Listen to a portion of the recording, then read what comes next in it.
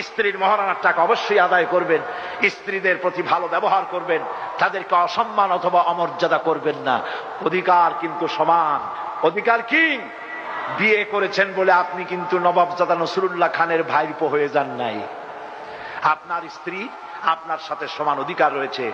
চিরকাল আপনার বউ আপনার কাপড় চোপড় ধুয়েছে, আপনিও কখনো আপনার স্ত্রীর কাপড় চোপড় ধুয়ে দিন। চিরকাল আপনার স্ত্রী আপনার জন্য মশারি টানিয়েছে, আপনিও কখনো সখনো মশারিটা টানায় দিয়েন। তার খোঁজ খবর নিয়ে ভালো খাবারের দিকে লক্ষ্য রেখেন, যেহেতু মহিলারাই পুষ্টিহীনতায় বেশি ভোগে। ঠিক কিনা? ঠিক কিনা?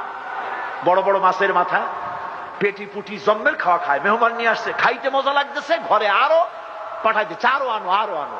এরপরে মহিলারা দিতে দিতে স্বামীরে খাওয়াইয়া, ছেলেরে খাওয়াইয়া, মেহমানরে খাওয়াইয়া, তারপর হাড়ির নিচে পড়ে থাকে সামান্য সুরুয়া, ওইটুক দিয়ে কোন রকম খায়। আপনার বাচ্চা আপনার স্ত্রী পেটে ধারণ করে, তার রক্ত, তার পুষ্টি, তার ভিটামিন সবচাইতে বেশি দরকার।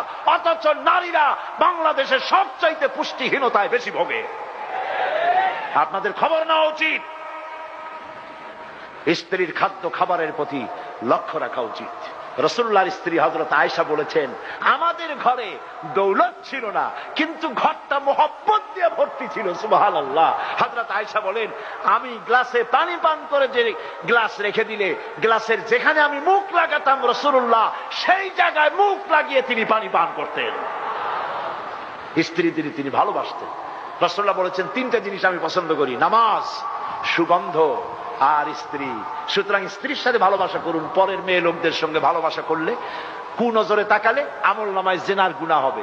আর নিজের স্ত্রীকে ভালোবেসে স্বামী স্ত্রী উভয় যখন পরস্পরের হস্ত ধারণ করবে, উভয়ের সগীরা গুনাহ আল্লাহ মাফ করে দেবে। স্বামী স্ত্রীর মধ্যে মহব্বত যে সংসারে আছে, এই সংসারে এসি না থাকুক, ডিসি না থাকুক, ফ্রিজ না থাকুক, কিছু না থাকুক, ঘরটা জান্নাতের টুকরা। আর যেই ঘরের ভিতরে স্বামী স্ত্রীর মধ্যে মিল নাই, মহব্বত নাই, দুইজন দুই দিকে, একজনে কয় 300 আর একজনে কয় 697।